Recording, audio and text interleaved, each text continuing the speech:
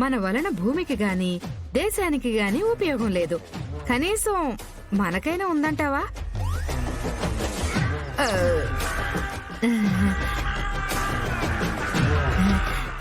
ఏదో క్యాజువల్ గా అడిగానమ్మీ. అనన్య, సీత బాధ సీతది, పీత బాధ పీతది అన్నట్టు మన జీవితం తయారైంది. ఏమైంది? శరణ్య గురించి ఏదైనా క్లూ దొరికిందా? క్లూ కాదు, కంప్లీట్ గా తెలిసిపోయింది. కంప్లీట్ గా అంటే? నేను సౌమ్యని కాను, సమీరాని అని తెలిసిపోయింది.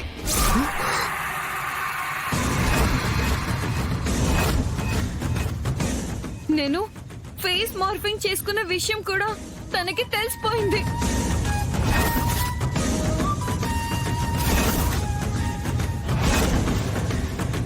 నా లైఫ్ కి సంబంధించిన టాప్ సీక్రెట్ బయట పడిపోయింది.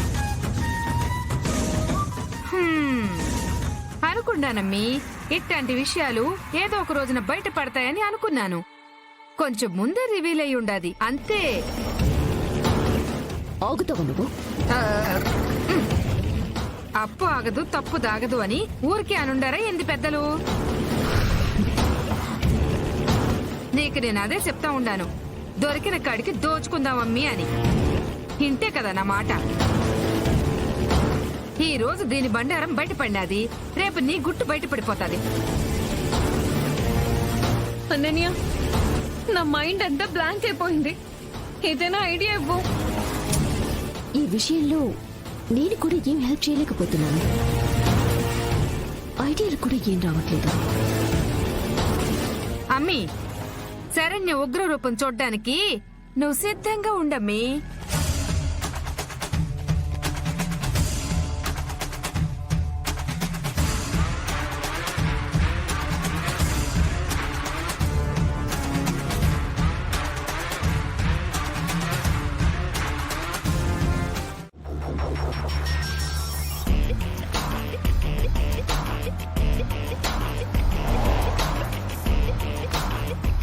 ఎన్నెన్ని నాటకాలు ఆడావి సమీరా అలియా సౌమ్య.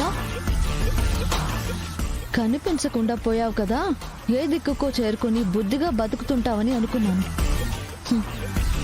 మరో అవతారంలో మా ఇంట్లోకి అడుగుపెట్టి నా భర్త మీద మనసు పడి నా మాంగళ్యాన్ని దోచుకుందాం అనుకుంటున్నావా? వస్తున్నా, నీ చెమడాలు బలుస్తాను. ఏం క్రిమినల్ బ్రెయిన్ అనేది? ఫేస్ మార్కింగ్ తో ఎంటర్ అవుతావా? మొహం మారినా నీ మనస్తత్వం మారలేదు. నేను నీ గురించి ఎంక్వైరీ మొదలు పెట్టిన విషయం ఈ పాటికి ఎవరో ఒకరి ద్వారా నువ్వు తెలుసుకుని ఉంటావు. పారిపోయే ప్రయత్నం చేస్తావు. అందుకే ముందుగా నీ గురించి అత్తయ్య గారికి చెప్తాను. నేను వచ్చేలోపు అత్త ఒక చూపు చూసుకుంటుంది. నేను వచ్చిన తర్వాత నేను ఓ చూపు చూసుకుంటాను. నీ అహంకారాన్ని అణచి నువ్వు అవమానంతో నా ఇంటి నుంచి బయటికి పోయేలా చేస్తాను.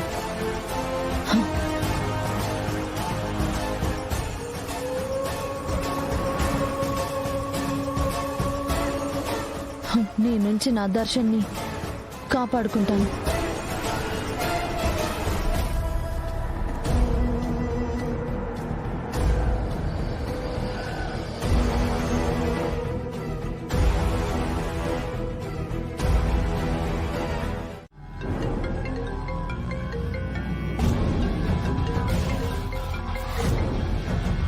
చెప్పు శరణ్య.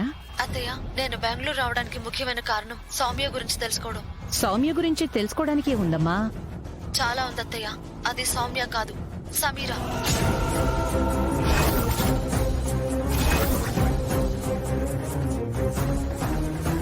ఏంటి? అవునత్తయ్య, నా ఎంక్వైరీలో నిజం బయటపడింది. శరణ్య, నువ్వు పొరపాటు పడుతున్నావమ్మా. మనకి తెలిసిన సమీరా వేరు కదా. ఆ సమీరాని ఫేస్ మార్ఫింగ్ చేయించుకుని సౌమ్యగా మన ఇంట్లోకి ఎంటర్ అయింది.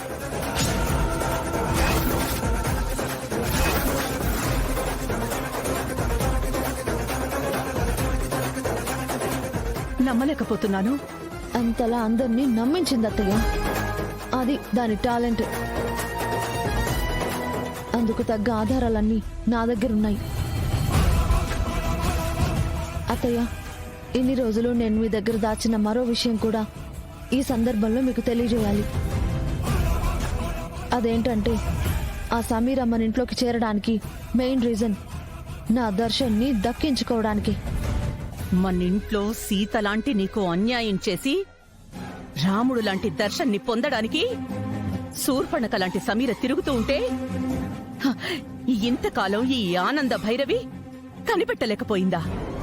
మంచివాళ్లు పొరపాటు చేస్తే తొందరగా దొరికిపోతారత్తయ్య. అటువంటి క్రిమినల్ బ్రెయిన్ గలవారు అంత తొందరగా దొరకరు.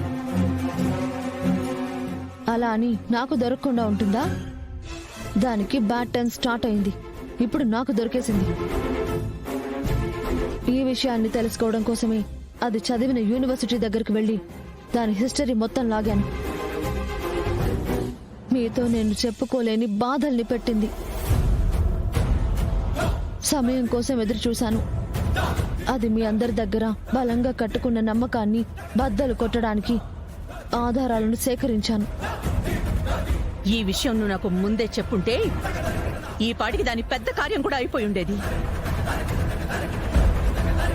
నువ్వు తొందరగా రా, దాని శవం చూద్దువు గాని.